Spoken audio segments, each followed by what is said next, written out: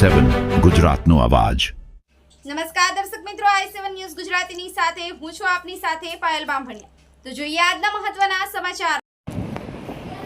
આજરોજ માનનીય પ્રધાનમંત્રી નરેન્દ્ર મોદી સાહેબનો મન કી બાત કાર્યક્રમ લીંબડી તાલુકા પંચાયત સીટમાં લીંબડી તથા મલવાસી પંચાયત સીટ અને તાલુકા સભ્ય શ્રી અશોકભાઈ ભરવાડના નિવાસ સ્થાને નિહાળ્યો।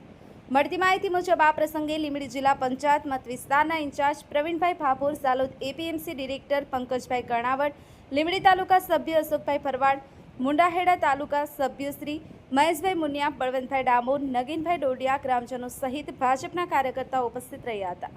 માનનીય વડાપ્રધાન નરેન્દ્ર મોદી સાહેબની મન કી બાતનો શુભ સંદેશ અંગે સૌને માર્ગદર્શન તથા મલવાસી, ચાકલિયા, પેથાપુર વગેરે બૂથો સહિત માનનીય વડાપ્રધાન નરેન્દ્ર મોદી સાહેબના 12 વર્ષના સમયમાં કરેલી યોજનાઓની સિદ્ધિઓ અંગેની માહિતી આપી હતી।